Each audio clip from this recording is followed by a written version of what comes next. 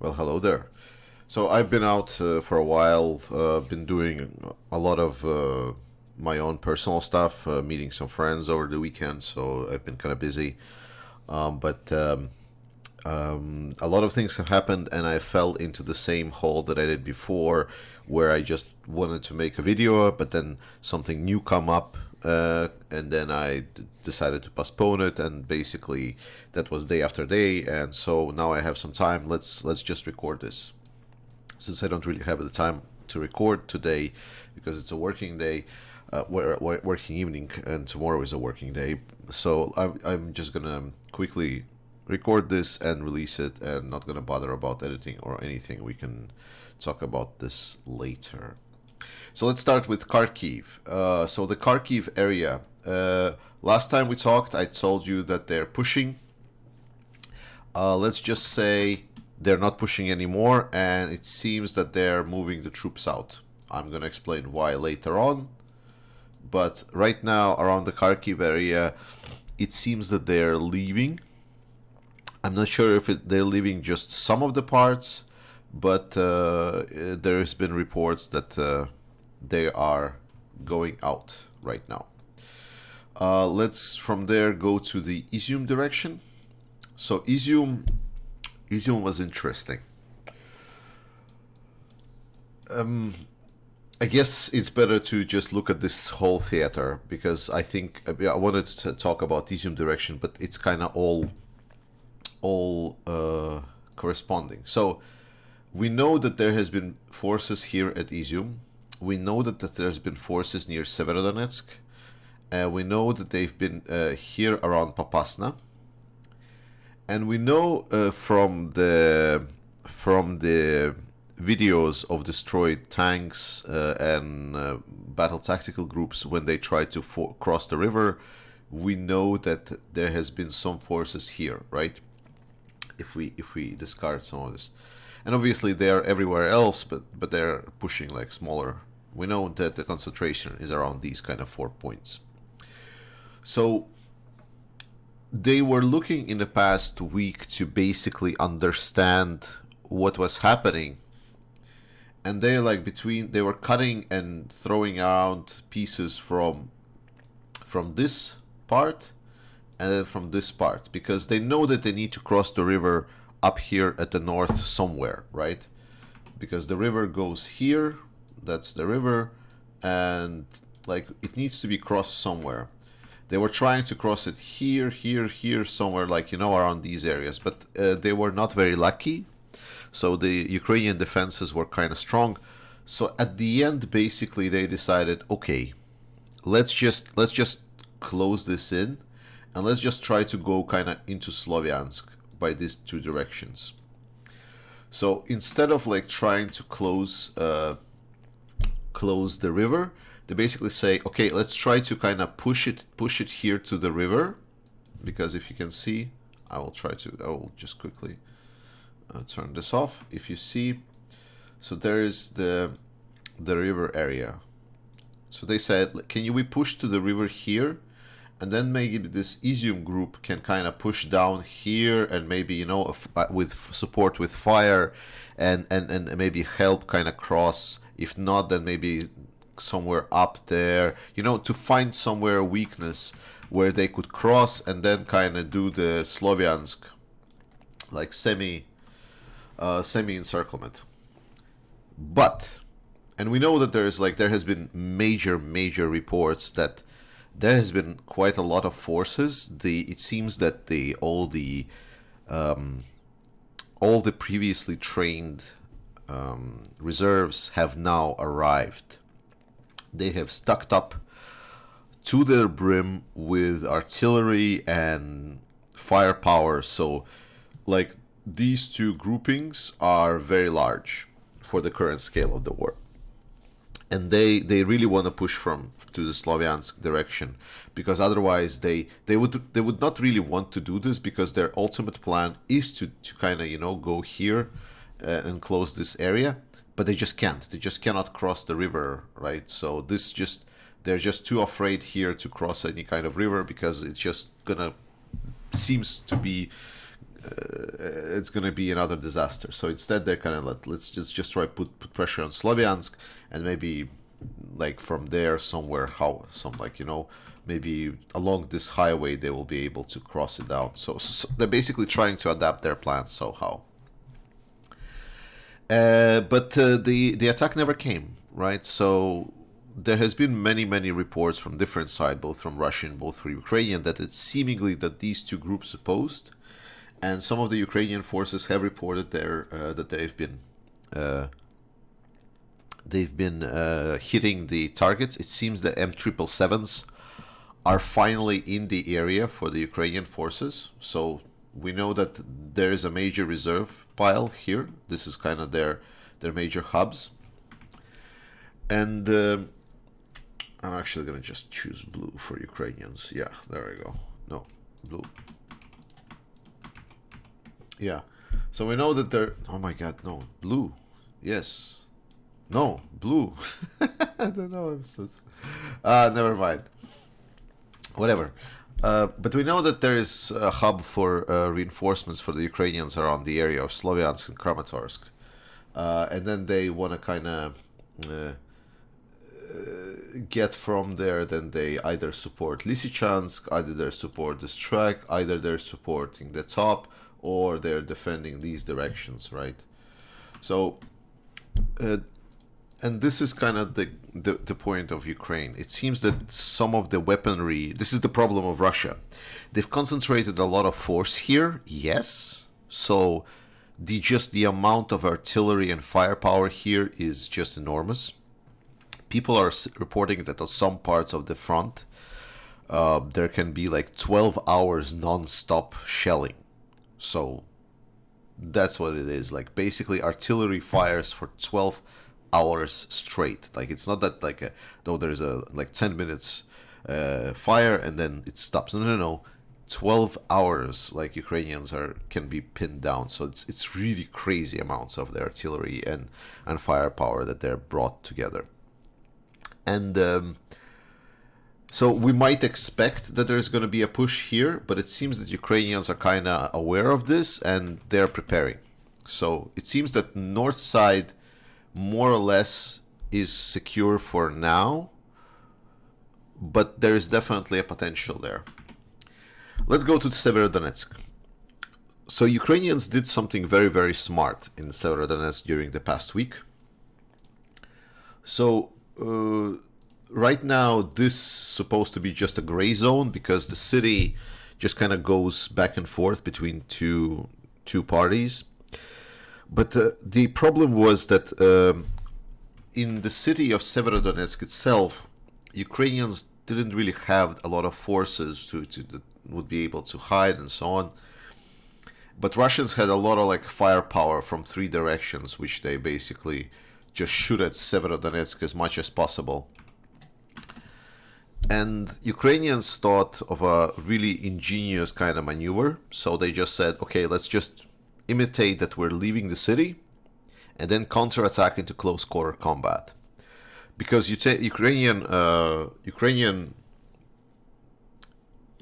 troops are very much just better when they're fighting Russians one-on-one.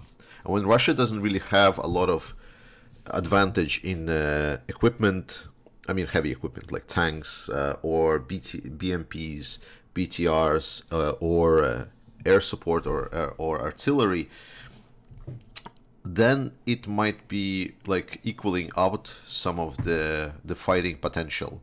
So when the Ukrainian forces basically, once the Russian forces kind of entered up to this point, because here is like like another factory, big factory.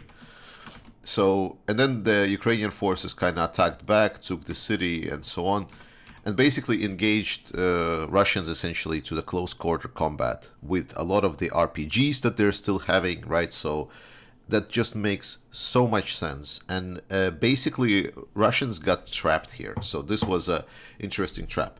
And it's a weird kind of trap because it is completely possible that Russians will take Severodonetsk. But the issue is that Severodonetsk, because it's a close quarter combat, a lot of the artillery and air support and equipment, the heavy equipment, is actually somewhat nullified, right? So it's like think about 300 Spartans, though. That's kind of a situation, right? So when there is a choke point, then a lot of the numeric advantages are kind of falling down. And Ukrainian better quality infantry with a lot of like handheld RPGs. There is a very interesting tactics that they're using where it's a double setup with machine gunner plus sniper. So it's it showed itself to be an extremely potent combo for Ukrainians in this particular fight. So it's very interesting. And right now there is fighting in Severodonetsk, but Severodonetsk might fall, and this will not be a surprise because right now there seems to be some kind of a bridge still in place. So Ukrainians are looking to, if all things wrong, fall back to Lysychansk. But right now Severodonetsk is still fighting, holding, and it's becoming a big trap for Russians because they cannot just leave because then the Ukrainians will shoot them in the back. They cannot just move forward because it's well, I just explained that the problem of city fighting, but they're also fighting on like unfavorable ground, so they have to like essentially throw in more and more manpower in the same city fighting. So it's a very good position for Ukrainians because they're able to grind down a lot of Russians and basically pin them down in Severodonetsk and start doing some real damage. But Russians are basically, instead of just, so their artillery that they have here are now basically destroying the left side of Severodonetsk, like this. So Ukrainians are already saying like it's going to be another ruined city. But there is one thing I want to show you about Lysychansk.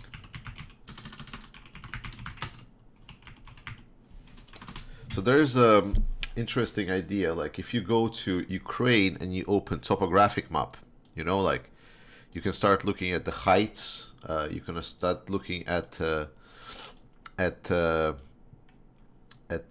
how things are situated, one thing or another, right?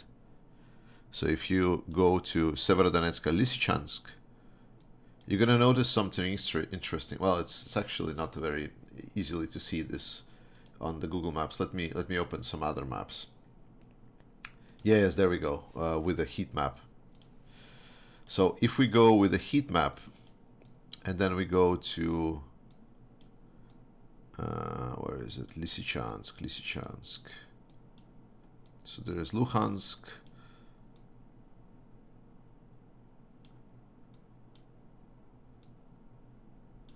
There is Svetlodarsk. There it should be here. There we go. Severodonetsk. So if we kind of go in, so blue is low altitude, whereas red is high altitude. So here you can see where the blue and red kind of, you know, is separated. That is the river. So you need to see this and understand that Lysychansk is a lot higher. So it's on a big hill. So it's a perfect position to defend. It's literally a fortress to defend on the other side. So even if the Russians come closer to the shore, it like Lysychansk just offers an immense position to hold. So Severodonetsk is kind of, it was an interesting trap, was a big move for the Ukrainians, but it's not mandatory to hold it to be still strong in this position. So with this understanding, we now understand that it's actually the bigger problem for the Russians to take Lysychansk than it is to take Severodonetsk here. And this is the most important. So, and when I was talking that the Russians have supplied a lot of firepower, they're also supplying this firepower. And I want to underscore majorly that there has been multiple reports that Russians are basically pouring almost everything that they have into this direction. They really want to, like, from the south to cut this off. They really want to go do this. And they're pouring so much firepower into Popasna here because they really want to cut this road, the only road that's kind of still supporting Lysychansk.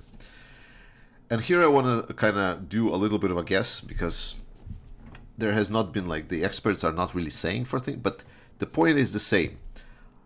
It is obvious that Russians want to encircle Severodonetsk and Lysychansk.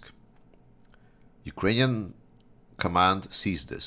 The fact that they're not retreating from Severodonetsk and Lysychansk, and even more, there has been reports over the last week that they are sending reinforcements into there, makes me think that Ukraine has some kind of a plan, because this is too dangerous of a situation to kind of just stand their ground and hold. Like, this is a political requirement to take these cities of Severodonetsk and Lysychansk, right?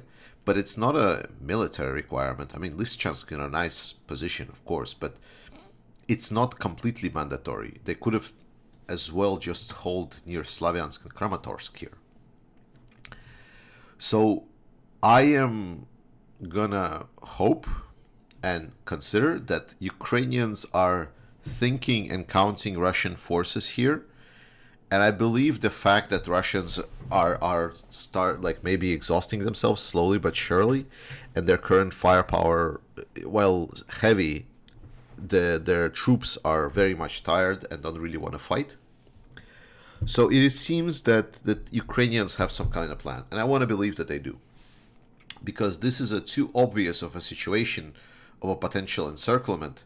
So Ukrainians would already kind of long prepared any kind of fallback option if they need to, but they're still fighting for Severodonetsk.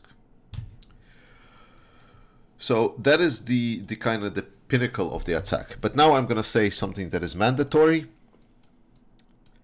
It does not matter. It does not matter. Like, it is a tiny part of this map here.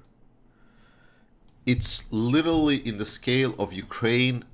It means nothing. It means completely nothing. We need to understand that Russia, the second world military power supposedly, is fighting at literally just a few directions in Ukraine. Like, it's such a small parts of the country where they're fighting, that this is completely impossible to comprehend just how meaningless this campaign is to the Russian ambition of capturing Ukraine. It seems that the plan still stands. Capture some kind of political win, some kind of a, like, Donbass, whatever. It will not stop Ukrainians from fighting, but it will then put them essentially to the negotiation table, because there has been a lot of reports lately that people in the West are getting tired of Ukraine. Well, they're getting tired of war, and they really want to already kind of, sell their soul to this dictator, the bloody dictator, Putin, and basically negotiate that Ukraine, that some of the territory will be given away, and then they will negotiate. And this is, I think, the only hope that Russians have, because the rest, it doesn't change a lot. Like, it even, like, there's about 15,000 Ukrainian troops here. It's a big blow, but it's not the critical blow. Like, Russians are losing a lot more. They cannot ever reach out, because Ukrainians are getting saturated with weaponry slowly, a lot slower than they were expecting, but the things are coming. Now the MLRS systems are going to help to Ukraine a lot. Even with 70-kilometer missiles, guided missiles, it's going to help a lot. So it's going to be really tough for Russians to advance anywhere past the MLRS comes. It will not enable Ukraine to still attack, but it will. And just a few words here. So Ukrainians have crossed the river here and made a little bit of like a beachhead for them. They really want to, of course, go in and cut, but there has been a lot of firepower and a lot of groups for the battle tactical groups for the Russians situated here. Mostly, we know that they've been taking off, like, the people from, for example, Melitopol. They've reported that almost all Russian military forces are now left the city. There is nothing on the block posts. There is almost none in the city. It's only the police forces that are in there. So we know that the forces from the basically beyond the front lines are now essentially on the front lines. So there is nothing in the back here. So there is not enough Ukrainians here to push forward. So it's like a parity here. So nothing is happening here. There has been like some force build up here, but Ukrainians are dealing with this, and basically nothing is happening. And this is pretty much where we at. I'm gonna prepare another video that's gonna come out in the coming days. I already have the ideas that I want to say, and then after that I will do these updates more frequently, and they will be shorter. So thank you for bearing with me. We're gonna win. Putin's gonna lose. Thank you so much for watching, and yeah, Slava Ukraini.